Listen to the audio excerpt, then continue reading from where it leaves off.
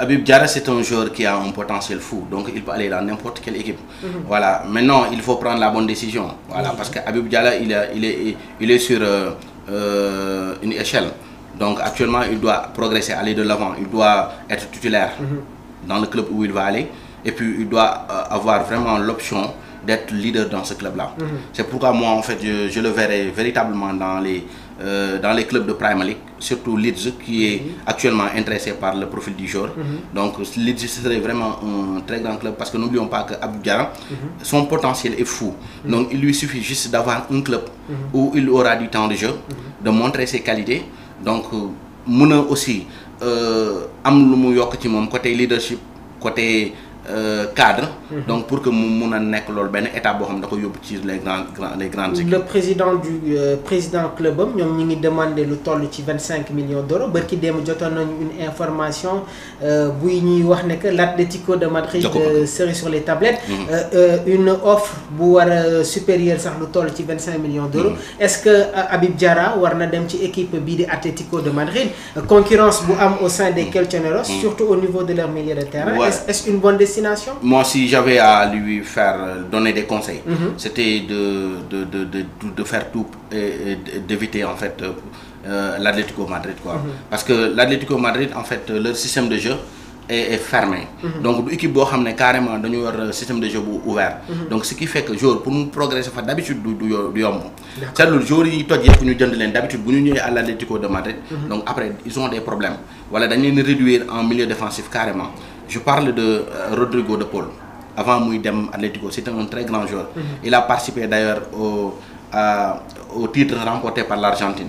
Donc acteur majeur la ci woon. Je pense à Gallagher. Gallagher, on l'a regardé à Chelsea. Donc c'était un joueur libéré. Donc boo xam ne tout le temps box to box. Des fois danaan dugal. Je pense à d'autres joueurs, Barros, Riquelme, ainsi de suite. Voilà. Donc de très grands joueurs yoo xam ne peut-être club bi formé wu leen. Sans pour autant oublier les cadres de Koké. Koké, voilà, donc voilà. Donc ñooñu sax Koké boo jëlee ko joueur mel ni Koké, donc il a le sang Colchoneros. Donc peut-être comprendre carrément les enjeux le club bi di xaar ci moom.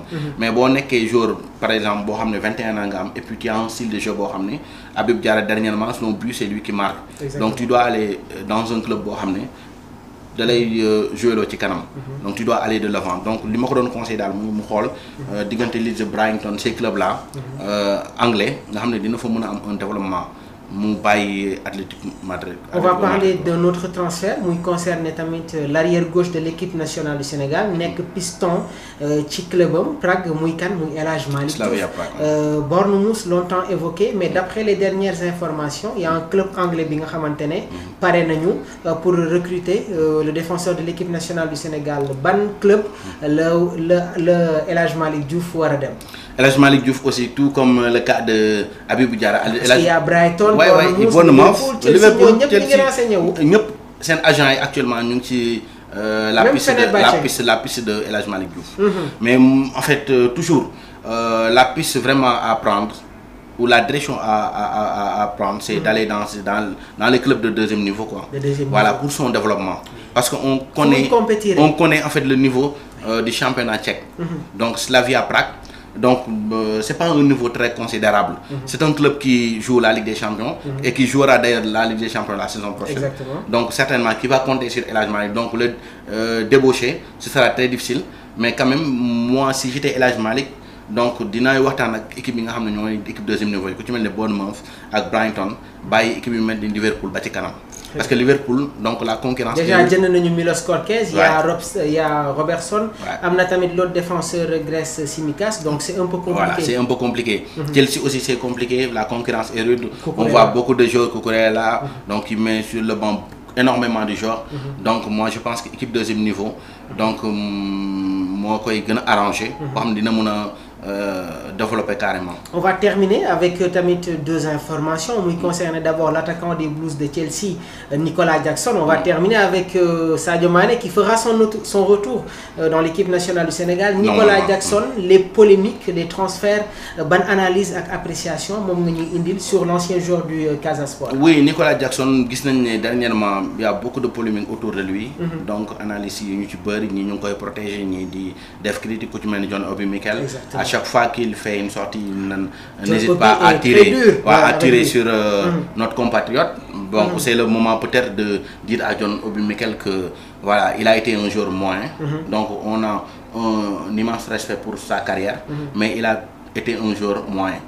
Donc na bàyyi Nicolas Jackson quand même mu def carrière am. Voilà, donc ñu wàññi critique, c'était un joueur de Chelsea. Donc man am na yoo xam ne du ma comprendre acharnement bi am ci Nicolas Jackson. waaw comprendre ma carrément. Parce que beneen joueur mënoon na ko def.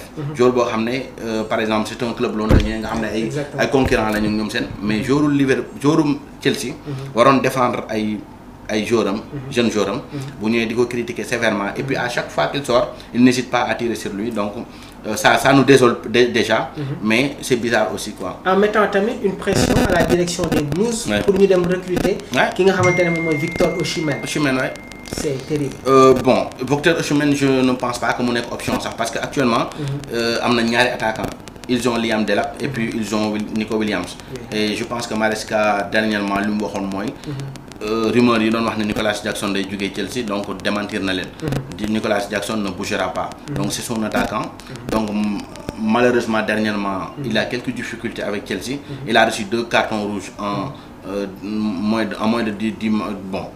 En 5 matchs, en même pas 5 matchs, fin de saison championnat.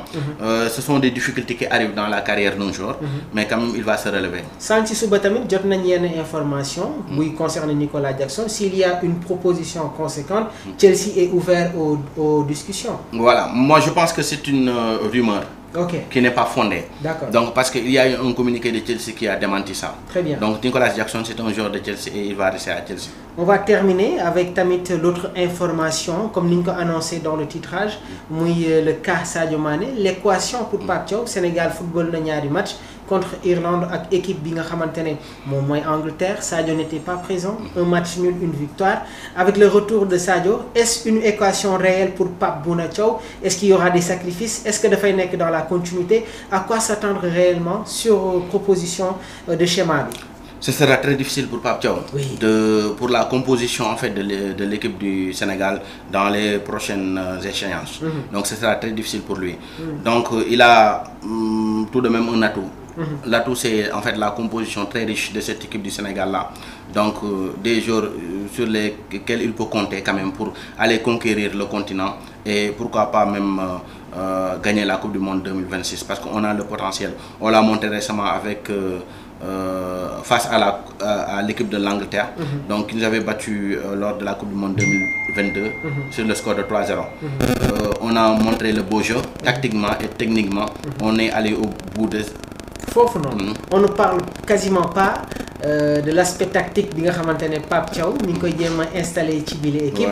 Contre Angleterre suñ ko seetaanee bu baax dañuy xam ne que Pape c'est un stratège parce qu'il a déjà déjoué les plans de Thomas Tuchel. Le Sénégal qui remporte la bataille du milieu.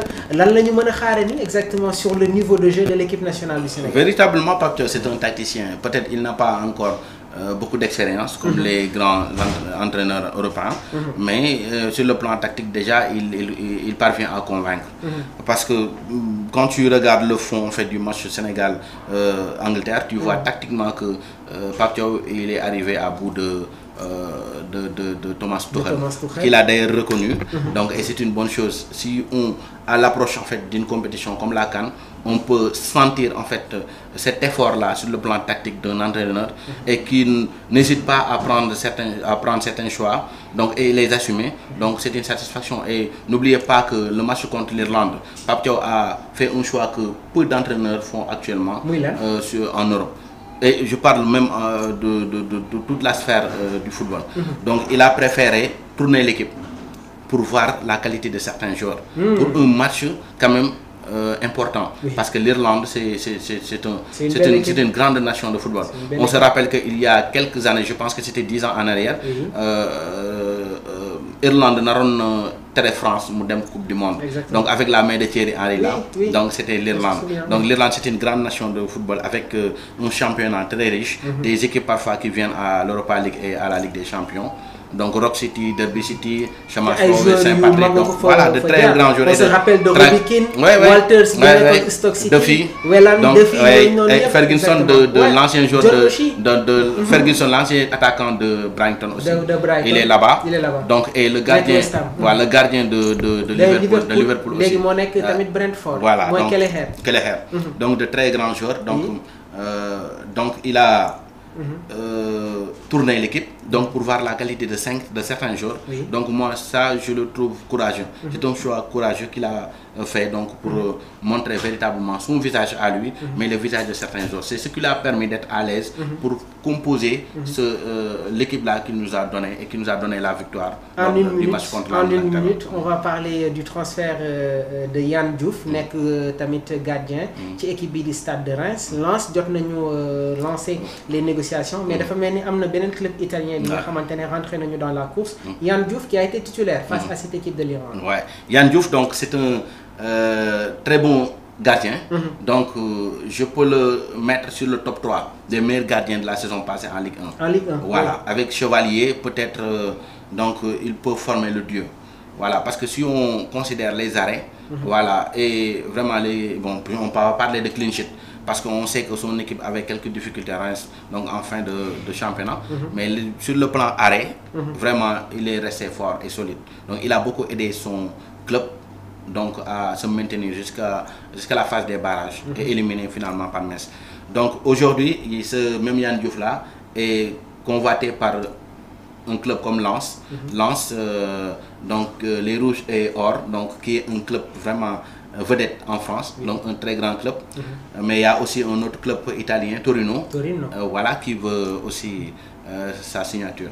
Exactement. Voilà. Donc, quelle destination entre Torino et Lens? Moi, je lui conseillerais d'aller à Lens parce que Lens a plus la possibilité d'aller vers une compétition européenne, que ça soit Ligue des Champions, Europa League ou Europa Conférence. Voilà. Et puis France a plus de visibilité que Torino, Lens a plus de visibilité que Torino, et puis peut-être donc il peut être vu par d'autres grands clubs. N'oublions pas que tous nos anciens gardiens là, que ça soit Edouard Mendy ainsi de suite, tous ces gardiens là ont commencé dans le championnat français et voilà après